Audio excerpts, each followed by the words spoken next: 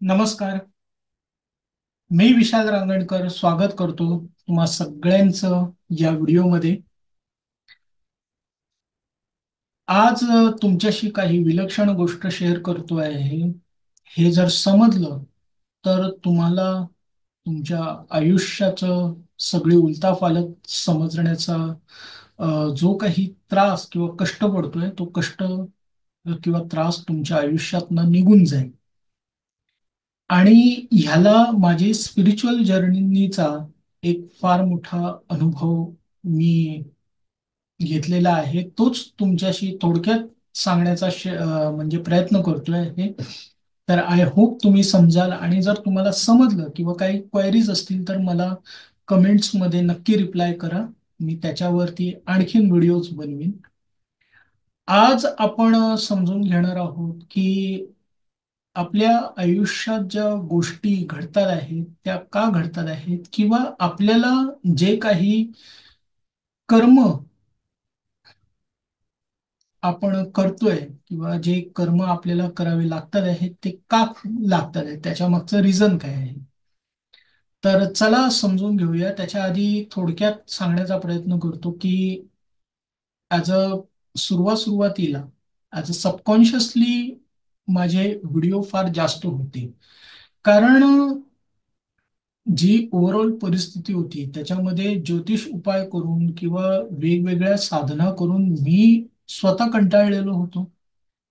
आणि ते सगळं करून सुद्धा आयुष्यात एक प्रकारचं सक्सेस मिळत नव्हतं. आणि त्याच्यानंतर मग आपली मानसिक शक्ती कशी वाढवायची, आपल्या कर्मामध्ये काय चेंज केले पाहिजे, किंवा आधुनिक काळानुसार ज्याला न्यूरो लिंग्विस्टिक प्रोग्रॅमिंग म्हणता आहेत किंवा लॉ ऑफ अट्रॅक्शन आकर्षणाचा सिद्धांत म्हणतात, त्या सर्व गोष्टी शिकण्याचा प्रयत्न केला. त्याच्यात डॉक्टर स्नेह देसाईंकडे मला काम करण्याची संधी भेटली.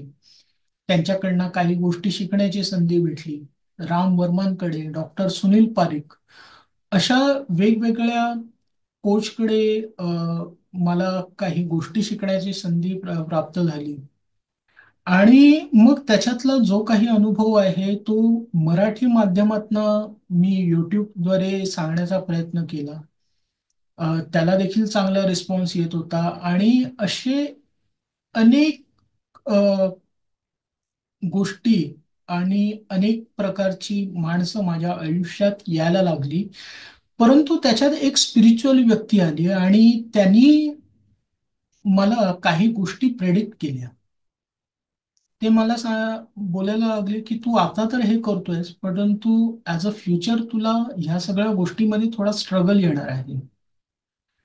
गोष्टी काही विरोधात घडणार आहे. आणि ज्या गोष्टीला तू विरोध करतोयस म्हणजे ऑकल्ट सायन्स, त्या ऑकल्ट सायन्स मध्येच तू पुढे पुढे लोकांना सांगायला लागणार आहेस. तर माझ्यासाठी हे थोडं शॉकिंग होतं.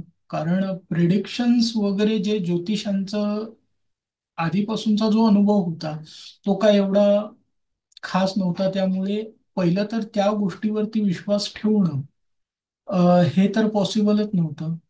परंतु जसं जसं वेळ जायला लागल्या तशा तशा गोष्टी या पुढे त्याच प्रकारच्या घडायला लागल्या. त्याच्यात एक फार मोठे बँगलोरचे फेस रीडर्स आहेत, अहोरात्र. तर अहोरात्रांबरोबर देखील मला काही शिकण्याची संधी प्राप्त झाली. त्यांच्याबरोबर कॉल रेकॉर्डिंग माझं त्यांनी युट्यूबवरती शेअर केलेलं आहे.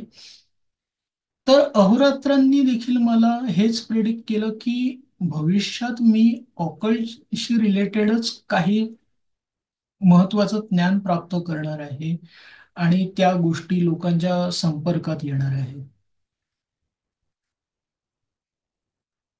मग आता प्रश्न हा पडतो की एकीकडे आपण बघतोय की जे न्यूरो लिंग्विस्टिक प्रोग्राम्स असतील, सबकॉन्शियस प्रोग्राम्स असतील, किंवा लॉ ऑफ अट्रॅक्शन्स ज्या काही गोष्टी आहेत त्याच्यानेही लोकांना सक्सेस प्राप्त होत आहे. आणि दुसरीकडे ऑकल्ट रिलेटेड ज्या काही फील्ड आहेत, ज्या काही गोष्टी आहेत, मग ज्योतिष असो किंवा आणखीन काही कुठल्या गोष्टी असो, तर त्याच्यानी सुद्धा जे काही प्रेडिक्शन्स किंवा जे काही रेमेडीज लोकांना दिल्या जातात आहेत, तर त्या रेमेडीज देखील लोकांना लाभदायक घडतात आहेत. तर ह्याचं कॉम्बिनेशन काय आहे? हे कॉम्बिनेशन शिकण्यासाठी मी माझा प्रवास सुरू केला. त्यामुळे त्या अभ्यासामध्ये, त्या रिसर्चमध्ये मी इतका गुंतलो की त्याच्यामुळे माझे व्हिडिओज कमी यायला लागले. बरं, ऑफर्मेशन्सचे व्हिडिओज पण माझे खूप कमी यायला लागले किंवा मी ऑफर्मेशन्सचे व्हिडिओ बंद केले, तर त्याला रिझन हे होतं की त्याच्यामध्ये जे ट्रॅक्स होते ते ट्रॅक्स वरती जास्तीत जास्त कॉपीराईट क्लेम्स यायला लागले. त्यामुळे युट्यूबने मला सांगितलं की अ, त्या प्रकारचे व्हिडिओज तू पाठवू नकोस किंवा ॲज अ ते म्युझिक तू ओरिजिनली विकत घेऊन लोकांना शेअर कर. परंतु प्रत्येक ट्रॅक्स ॲज अ विकत घेऊन त्याचं तेवढं हाय पे कॉस्ट करून ते करणं मला पॉसिबल नव्हतं. ॲज अ ते मी लोकांना प्रायव्हेटली शेअर करतो माझ्या कोर्समधनं किंवा माझ्या जे काही ऑनलाईन क्लासेस वगैरे होतात त्याच्यातून. तर मेन गोष्ट ही आहे की एकीकडे आपण कर्म करतोय, एकीकडे मानसिकता आपली आणि एकीकडे स्पिरिच्युअल सपोर्ट. ह्या गोष्टींचं कनेक्शन काय आहे? तर बघा, कर्म आणि मानसिकता ह्याच्यामध्ये आकर्षणाचा सिद्धांत, आपला न्यूरो लिंग्विस्टिक प्रोग्रॅमिंग, आपण ज्या प्रकारची थेरपी स्वतःवरती घेतो आहे, कुठल्याही प्रकारची ॲज अ हिप्नोसिस थेरपीज असतील किंवा मेंटल थेरपीज असतील किंवा जे आपण मेडिटेशन करतो आहे, त्या सर्व सर्व गोष्टी आपल्या कर्म आणि मानसिकतेवरती वर्क करतात. परंतु जिथे युनिव्हर्सल सपोर्ट म्हणतोय ना, त्या युनिव्हर्सल सपोर्टमध्ये दोन प्रकारचे प्रॉमिस आहेत. एक नियतीचा प्रॉमिस आणि दुसरा आहे डायनामिक प्रॉमिस. नियतीचं प्रॉमिस काय आहे की ज्याला आकाशिक रेकॉर्ड्स म्हणतात आहेत आधुनिक काळामध्ये, जे जास्त पॉप्युलर होत आहे, ऑटोमॅटिक रायटिंग आहे किंवा टॅरो कार्ड्स रीडर्स, जे टॅरो कार्ड्सद्वारे आपल्याला भविष्य कथन करतात आहेत किंवा ॲज अ ज्योतिष जो कोणी आहे तो आपली पत्रिका बघून आपल्याला जे प्रेडिक्ट करतो आहे, ते आहे नियतीचं प्रॉमिस.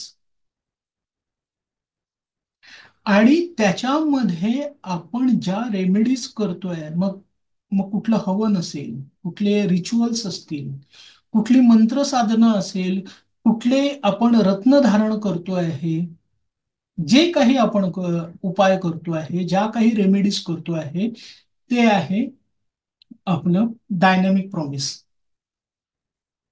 आणि हे डायनॅमिक प्रॉमिस आपण आपल्या कर्म आणि मानसिकतेमधनं सुद्धा व्यक्त करायचं आहे. त्या आणि त्या वेळेला आपल्याला त्या पद्धतीचा रिझल्ट येतो. आता हा रिझल्ट जो आहे ना, तो पण फार विलक्षण आहे. ज्या वेळेला परिस्थिती आपल्या अगेन्स्ट आहे, आपण कितीही प्रयत्न करतोय, कितीही आपण वेगवेगळ्या गोष्टी करतोय आणि गोष्टी आपल्या विरोधातच होतात आहेत, त्यावेळेला जो युनिव्हर्सल सपोर्ट आपल्याला मिळतोय किंवा अशी परिस्थिती आहे की ज्याच्यामध्ये आपलं पूर्ण नुकसान होणार आहे, पूर्ण बर्बाद होणार आहे, त्यावेळेला जेवढं आपलं नुकसान व्हायला पाहिजे, जेवढं आपण बर्बाद व्हायला पाहिजे, तेवढं बर्बाद जर आपण होत नाहीये, आपलं नुकसान होत नाहीये, तर त्यावेळेचा जो सपोर्ट आहे ना, तो युनिव्हर्सल सपोर्ट आहे. आणि तो युनिव्हर्सल सपोर्ट आहे ना, तो आपल्या कर्म आणि मानसिकतेच्या कॉम्बिनेशन्सनी मिळतोय. आणि ॲज अ स्पिरिच्युअली आपण जे काही रिच्युअल्स करतो आहे त्याच्यातून मिळतो. म्हणून आपल्या वाईट काळामध्ये आपल्याला बर्बाद होण्यापासून जी शक्ती वाचवते आहे ना, तो आहे युनिव्हर्सल सपोर्ट. ते सुद्धा लॉ ऑफ अट्रॅक्शन आहे. परंतु त्याच्यामध्ये काही लोकांची आसक्ती ही असते, इन्क्लुडिंग मी, माझीही आसक्ती तीच होती की यार माझ्या वाईट परिस्थितीमध्ये मला जे हवंय ते पाहिजे. नाहीतर मग लॉ ऑफ अट्रॅक्शन खोटं. नाहीतर मग हे सगळं कर्मकांड, हे ज्योतिष वगैरे हे सगळं खोटं. आणि हीच रियालिटी आहे ना, हीच रियालिटी आहे. परंतु त्याच्यामध्ये सुद्धा आपल्या कर्माचे, आपल्या मानसिकतेचे आणि युनिव्हर्सल सपोर्टचे आपल्याला एक प्रकारचं प्रोटेक्शन असतं. आणि चांगल्या काळामध्ये आपल्याला जे काही प्रगती मिळते आहे, जी काही आपल्याला एक यशाची प्राप्ती होते आहे, हे देखील 100% लॉ ऑफ अट्रॅक्शन आहे. हा देखील 100% युनिव्हर्सल सपोर्ट आहे. युनिव्हर्सल सपोर्ट दोन्ही परिस्थितींमध्ये आहे, फक्त त्याचं स्वरूप वेगवेगळं आहे. आणि ही गोष्ट, ही पुसट रेषा माणसांना समजत नाही. म्हणून माणूस त्या काळामध्ये, एकतर ज्या वेळेला युनिव्हर्सल सपोर्ट चांगल्या परिस्थितीमध्ये मिळत असतो त्यावेळेला तर त्याचा विश्वास बसतो, परंतु वाईट परिस्थितीमध्ये ज्या वेळेला युनिव्हर्सल सपोर्ट आपलं वर्क करतोय त्यावेळेला त्याला ती गोष्ट समजत नाही.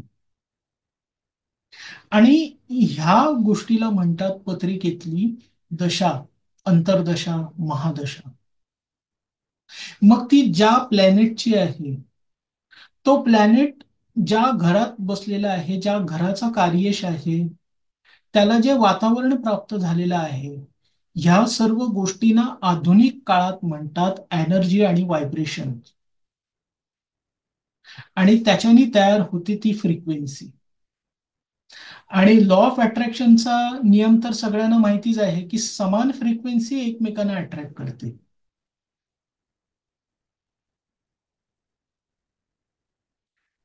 सो त्या पद्धतीने आपल्या दशेनुसार, आपल्या चांगल्या कर्मानी, चांगल्या मानसिकतेने आणि जो काही युनिव्हर्सल सपोर्ट आपण घेतोय त्याच्याने आपल्याला जे त्याच्यात प्रोटेक्शन मिळतंय, की जिथे आपले लाख रुपये जाणार आहेत तिथे 10,000 रुपये जातात आहे वाईट काळामध्ये. जिथे हात तुटून जाणार आहे तिकडे हात फ्रॅक्चर होतोय. हा युनिव्हर्सल सपोर्ट आहे. आणि आपल्या आयुष्याचं सगळं सार जे आहे ना ते ह्याच गोष्टीवरती आहे. त्यामुळे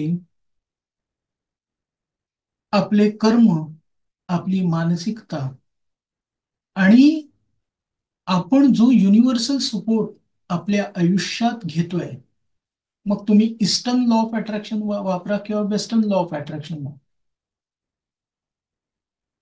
त्यानुसारच ते वर्क करतं. गमतीचा भाग असा होतो की काही जणांची वाईट दशा चालू असते आणि त्याच्यामध्ये ते ज्या प्रकारचा युनिव्हर्सल सपोर्ट घेतात आहेत, म्हणजे एक्झाम्पल सांगतो, कोणी ज्योतिष उपाय करतात आहेत, कोणी रत्न धारण करतात आहेत त्यांच्या वाईट काळामध्ये, म्हणजे दशा त्यांच्या अगेन्स्ट आहे, त्यांना समजत नाहीये आणि ती दशा बदलते आणि त्यांचे ते प्रयत्न चालू असतात युनिव्हर्सल सपोर्टचे, आणि मग ते ज्योतिष सोडून लामा फेरा वगैरे सारख्या गोष्टी घेतात. आणि मग ते म्हणतात की यार लामा फेरा सगळं खरं आहे, बाकी हे सगळं बकवास आहे, कारण इतकी वर्ष मी हे सगळे उपाय करत होते त्याचा मला लाभ नाही झाला. परंतु ते हे बघत नाहीत की त्यांची दशा काय असते, त्या दशेमधला ग्रह कुठल्या घरामध्ये बसलेला आहे. कारण प्रत्येक घराचं एक महत्व आहे. जो कुंडली ज्याला आपण म्हणतोय, जो हॉरोस्कोप म्हणतोय ना, तो फक्त एक आध्यात्मिक ते एक चौकडी नाही आहे, त्याच्यामधनं ते एक यंत्राप्रमाणे काम करते. त्याच्यावरनं आज नासा आपले रिसर्च कधी करायचे, कुठल्या प्लॅनेटवरती, कुठल्या ग्रहावरती, किंवा कुठल्या जो गॅलेक्सी आहे त्याला त्यानुसार कधी बघायचं ह्याच्यावरती रिसर्च चाललेला आहे.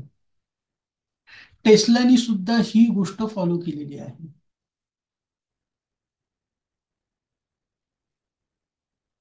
आपण काय करतोय?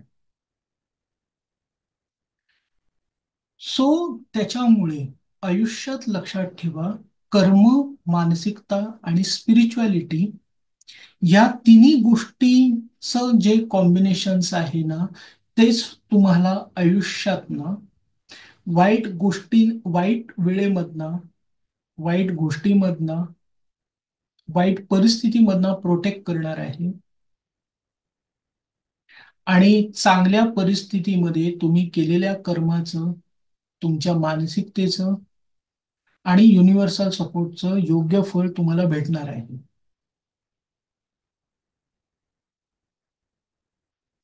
परंतु त्याच्यासाठी कर्म आणि मानसिकता ह्या दोन गोष्टी आपल्याला सांभाळाव्या लागतात. मग वाईट परिस्थितीमध्ये प्रयत्न का करावे? वाईट परिस्थितीमध्ये मानसिकता चांगली का ठेवावी? बघा, चांगल्या परिस्थितीमध्ये तर सगळेच उड्या मारतील. चांगल्या परिस्थितीमध्ये सकारात्मक सगळेच राहतील. परिस्थिती तुमच्या अगेन्स्ट आहे आणि त्याच्यामध्ये सबकॉन्शियस माइंडला ऍक्टिव्ह करण्याची जी प्रोसेस आहे ना, ती चांगल्या परिस्थितीपेक्षा वाईट परिस्थितीमध्ये 100 पटीने अधिक वाढते. त्यावेळेला आपण जे कन्व्हिन्स करतो आहे, म्हणजे आपल्या आयुष्यातली जी वाईट दशा आहे, ती आपल्या आकाशिक रेकॉर्ड्स प्रमाणे तर आहेच, नियतीने ठरवलेलं आहे आपल्याच आकाशिक रेकॉर्ड्स प्रमाणे. परंतु त्याच्यामध्ये आपल्या सबकॉन्शियस माइंडमध्ये आपण प्रोग्रामिंग काय करतोय ना, ह्याला महत्व आहे.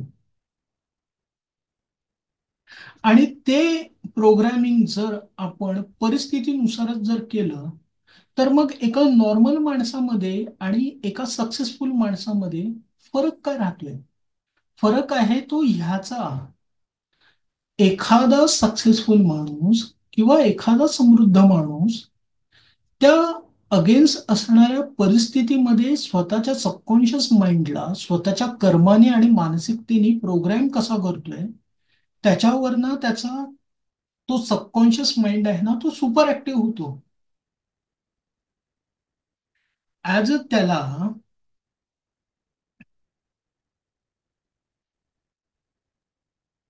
1 सेकंड,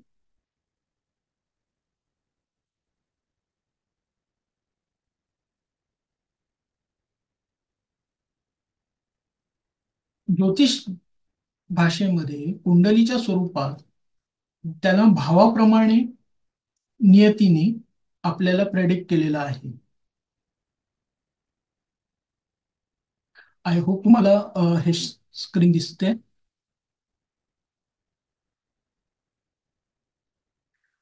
तर बघा, ही इकडे तुम्हाला स्क्रीन शेअर होते. मी परत शेअर करतो.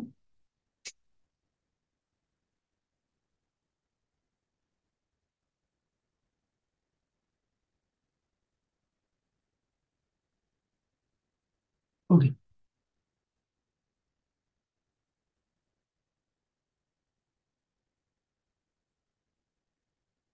तर बघा, हा आपला 12 भावांचा चार्ट आहे, जो आपल्याला कुंडलीमध्ये दिसतो.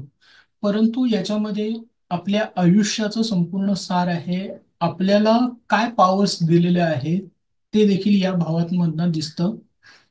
जसं पत्रिकेतला 2, 5, 7, 9 11 हे फिक्स भाव आहे. हे ह्याच्यामध्ये नियती जी आहे ना, ती आपल्याला जे काही देणार आहे ते फिक्स आहे. म्हणजे आपल्या ज्याला नॉर्मल भाषेमध्ये आज आकाशिक रेकॉर्ड्स म्हणतोय आपण, त्या आकाशिक रेकॉर्ड्स नुसार आपल्याला ज्या काही गोष्टी आधीपासून आपल्या आयुष्यात ठरवलेल्या आहेत नियतीने, त्या दुसऱ्या, पाचव्या, सातव्या, नवव्या आणि 11व्या भावातनं समजतात. एक्झाम्पल, आपलं कुटुंब कसं असणार आहे हे दुसऱ्या भावातनं समजतं. संतती कशी असणार आहे हे पाचव्या भावातनं समजतं. लाईफ पार्टनर कसं असणार आहे हे सातव्या भावातनं समजतं. आपलं भाग्य, आपले पितृदोष कसे असणार आहेत का आहेत आपल्याला, किंवा वडिलांबरोबर संबंध कसे असणार आहेत हे नवव्या, आपल्याला वडिलोपार्जित संपत्ती भेटणार आहे की नाही भेटणार आहे हे नवव्या भावातनं समजतं. आणि 11व्या भावातनं आपल्याला ह्या सर्व गोष्टींचा लाभ काय होणार आहे आपल्या आयुष्यात ते समजतं. हे तर मी एक साधं उदाहरण दिलं ऍज अ, नुसतं फक्त हे एवढ्याच गोष्टी नाही तर ह्याच्यामध्ये आणखीनही ऍज अ डीप लेवलमध्ये काही विलक्षण गोष्टी आहेत. जसं सातव्या भावात फक्त आपण आपल्या लाईफ पार्टनरच बघतोय, परंतु लाईफ पार्टनर नाही, आपल्या आयुष्यात येणारी प्रत्येक व्यक्ती, प्रत्येक गोष्ट ती कशी असणार आहे ती सातव्या भावामधनं समजते आपल्याला. सो हे नियतीचा प्रॉमिस आहे. आणि आपल्याला डायनॅमिक प्रॉमिस काय दिलेला आहे, तर डायनॅमिक प्रॉमिस आपल्याला दिलेला आहे नियतीने, ते आहे, कलर चेंज करतो, तिसरं तिसरा हाऊस, सहावा हाऊस, 10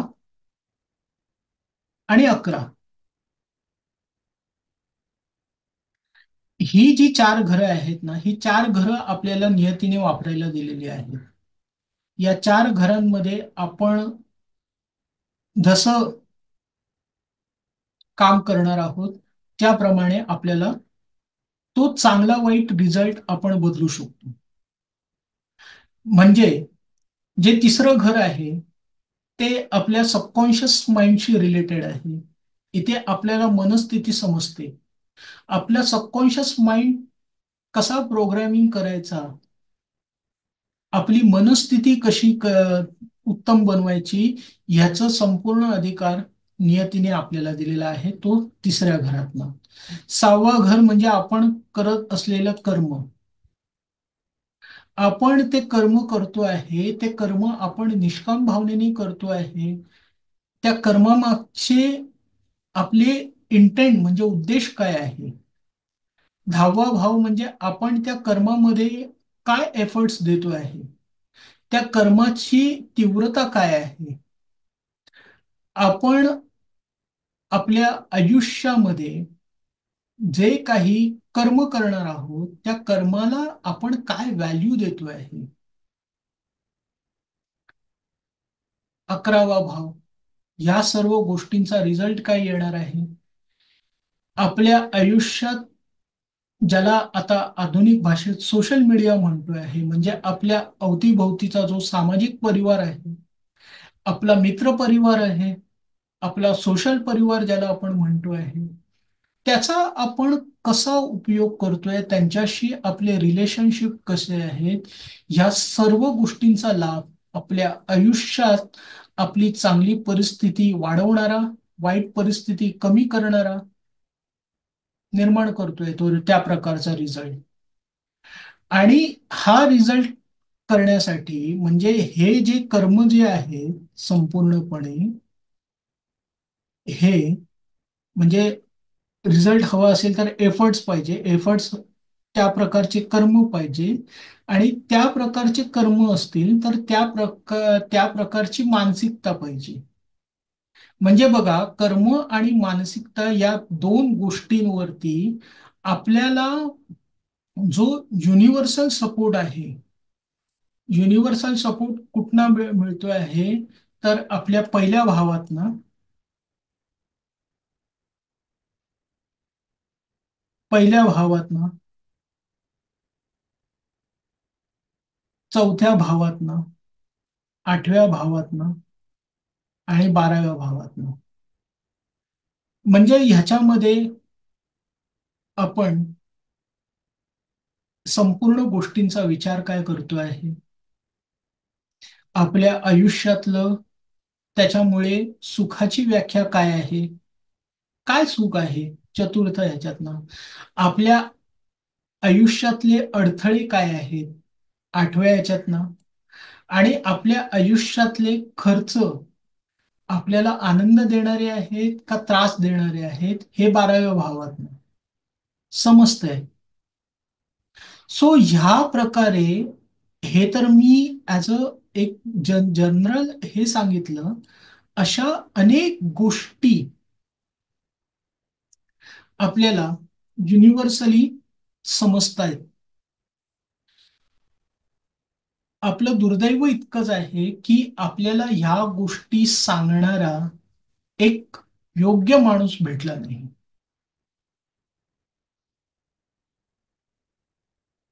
कारण ज्योतिष चुकीचं नाहीये, ते ज्योतिष मांडणारा जो व्यक्ती आहे ना, तो चुकीचा आपल्याला भेटत राहिला.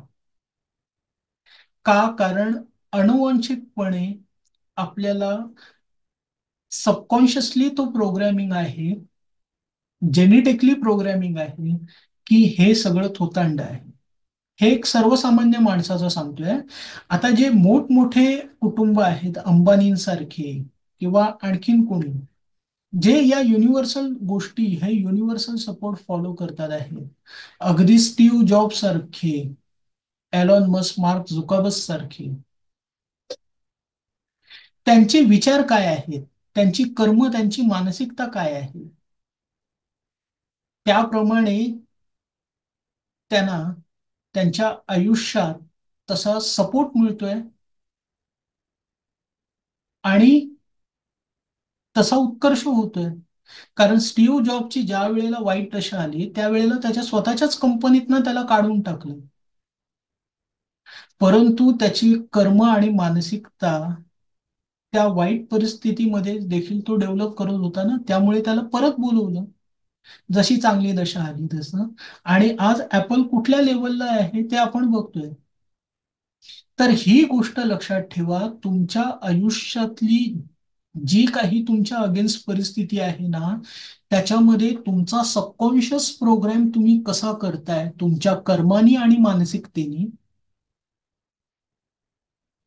ही गोष्ट फार तुमच्या आयुष्याला एक वेगळं वळण देणारी आहे. आणि माझ्या आयुष्यातली जे काही अगेन्स्ट परिस्थिती माझ्या झालेली आहे, माझ्या युट्यूबवरचे सबस्क्रायबर्स कमी झाले, व्ह्युअर्स कमी झालेले आहेत, किंवा जे काही मला अपेक्षित आहे त्याच्यामध्ये मला स्ट्रगल मिळते आहे, तर त्याच्यामध्ये नियतीला एवढंच कार्य करायचं आहे की माझ्या सबकॉन्शियस माइंडला त्या गोष्टीने सुपर प्रोग्रॅमिंग करायचं आहे. त्या पद्धतीचं नॉलेज माझ्यापर्यंत पोचवायचं आहे, आणि ते पोचतंय आणि पोचलेलं सुद्धा आहे. आणि ते नॉलेज घेऊन आता मी पुन्हा नव्याने आणखीन नवीन विषय घेऊन तुम्हाला, ॲज अ ॲस्ट्रॉलॉजी असेल, न्यूमरोलॉजी असेल, असे अनेक विषयांचं आकर्षणाच्या सिद्धांताशी संबंध कसा आहे, ह्या सर्व गोष्टी, आणि त्याच्यानी तुमच्या आयुष्यात तुम्ही कसं त्या गोष्टीमधनं वाचू शकता आणि स्वतःला तारू शकता, हे मी माझ्या व्हिडिओज थ्रू, माझ्या वर्कशॉप्स थ्रू तुम्हाला सांगत जाणार आहेत. अनेक प्रकारचे व्हिडिओज माझे आता पुन्हा नव्याने येणार आहे. पुन्हा नव्याने तुमच्याशी काही नवीन नवीन गोष्टी, काही इन्फायनाईट नॉलेज तुमच्याशी शेअर करायला पुन्हा एकदा मी तयार झालेलो आहे. सो आय होप तुम्ही सुद्धा रेडी असाल, आणि जे तुमचा सपोर्ट मला आजपर्यंत मिळालेला आहे, तो असा पुढेही राहील किंवा राहो हीच त्या परमेश्वराच्या एंजल्सच्या माया गुरूंच्या चरणी प्रार्थना. आणि तुमच्या आयुष्यात तुम्हाला विलक्षण ज्ञान प्राप्त होऊन तुमच्या आयुष्याचं सर्वपरी सार्थक व्हावं. तुम्हाला प्रत्येक प्रकारची चांगली गोष्ट प्राप्त, जी तुमच्या योग्यतेची आहे, जी तुम्हाला अपेक्षित आहे, ती सर्व सर्व तुम्हाला प्राप्त व्हावी, याच्यासाठी मी निरंतर प्रयत्न करत राहीन. आणि तुम्हाला त्या सगळ्या चांगल्या गोष्टी प्राप्त होत राहू, हाच माझा आशीर्वाद. थँक्यू. धन्यवाद.